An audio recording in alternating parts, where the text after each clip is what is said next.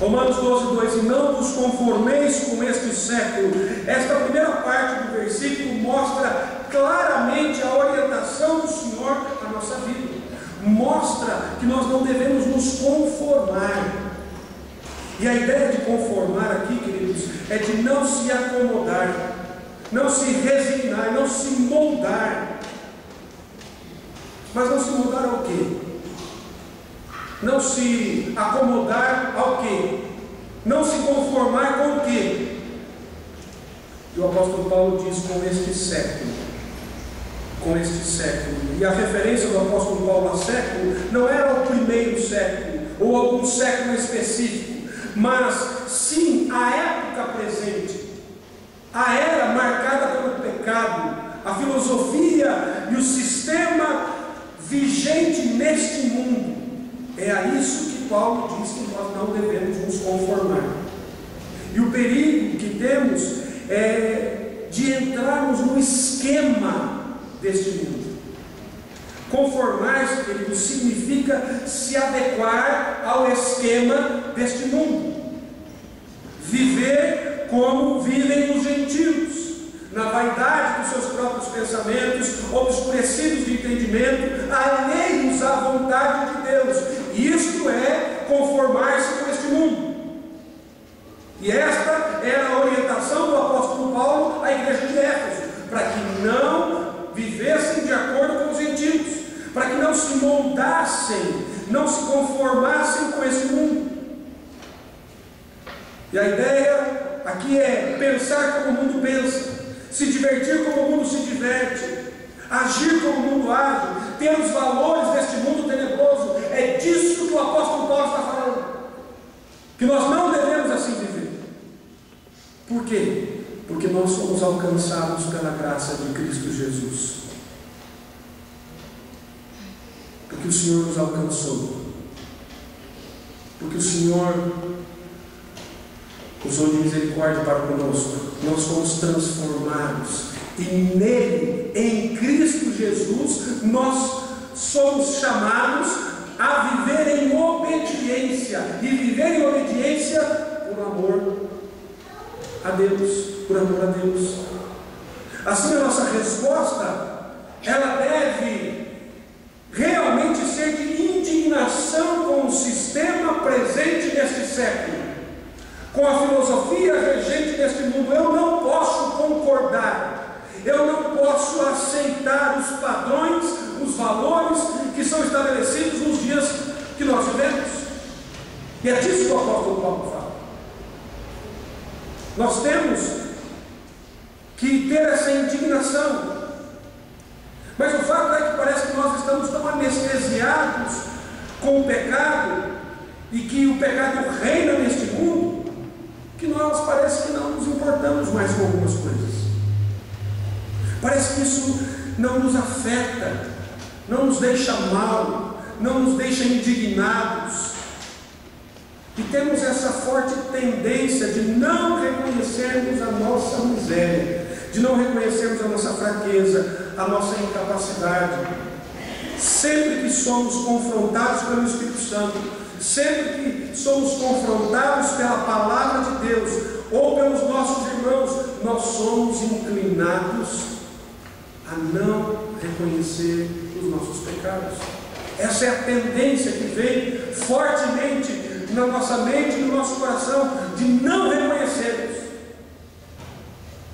E parece que nós temos que chegar lá com o promotor, com todas as provas, para dizer assim: está aqui, ó, você pecou. E aí, quando não tem mais como dizer que não, você se rende e diz: pequei. Querido, essa não deve ser a nossa atitude. Nós temos essa mania terrível de negar o pecado, e se não tiver provas suficientes de que realmente erramos, nós justificamos. Nós somos inclinados a justificar as nossas atitudes, não a reconhecer. Sabe por que isso? Não. Sabe por que nós somos assim? Porque nós estamos secularizados.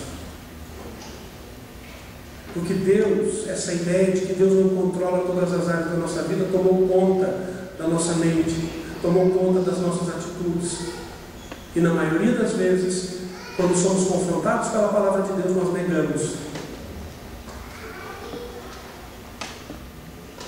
Porque o Senhor parece que não interfere mais na nossa vida. Nós vivemos do jeito que nós achamos que temos que viver. Nós agimos do jeito que achamos que temos que agir.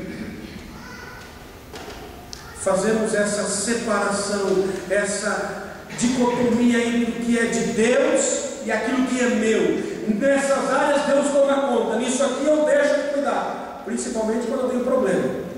Aí Deus cuida dos problemas. Agora, quando eu tenho que resolver algumas coisas que não afetam, que eu posso, creio que posso resolver e tomo essa escolha ou aquela, isso eu decido.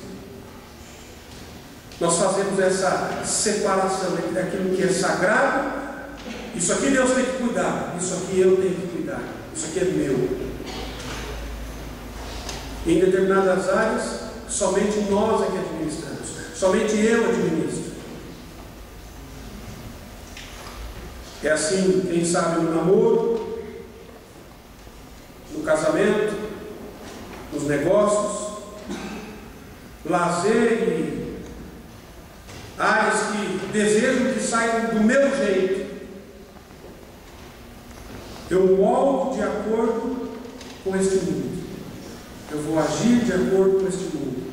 E muitas vezes nós damos uma roupagem cristã para o nosso pecado e espiritualizamos até num certo sentido, mas de fato nós estamos vivendo um ateísmo cristão. Pastor, mas o que é ateísmo cristão? Nós nos dizemos cristãos, mas vivemos como se Deus não existisse. A nossa prática, as nossas atitudes, embora nós louvamos a Deus, nós falamos de Deus, nós cantamos hinos ao Senhor, nós viemos à igreja, mas a prática da nossa vida é como que se Deus não existisse, como se Deus não interferisse em nada na nossa vida. E aí nós vamos lá e fazemos as nossas festas. E antes da festa a gente vai dar um culto de gratidão, de louvor a Deus. E depois vamos para a festa. O problema é que muitas vezes, meus irmãos, as nossas festas elas têm se tornado cada vez mais mundanas.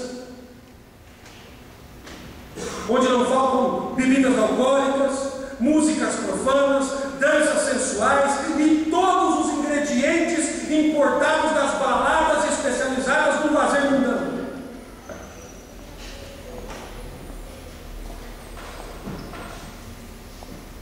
Sabe, meus irmãos, nós estamos deixando o mundo tomar conta da nossa vida.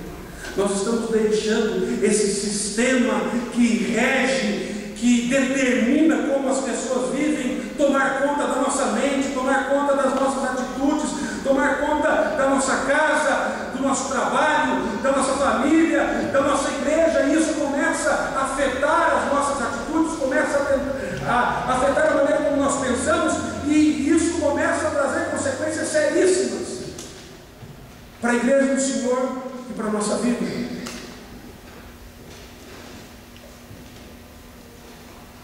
Nós temos que tomar uma atitude quanto a isso, irmãos. Nós temos que tomar uma atitude quanto a isso. Nós temos que mudar isso. E o apóstolo Paulo ele é enfático em dizer: não vos conformeis com este século, não se conforme com isso, não se adeque a isso, não aceite isso, não entre nesse esquema que o mundo tem armado. Nós somos diferentes, queridos, porque nós somos chamados para viver em santidade e em novidade de vida. Este é o propósito de Deus para nós. Então, se nós queremos realmente viver em obediência à palavra de Deus e respondermos com amor a Ele, a primeira resposta que nós devemos dar é: não nos conformar com este século, não aceitar os ditames deste mundo. Este é o propósito de Deus para a nossa vida. Obedecer a palavra,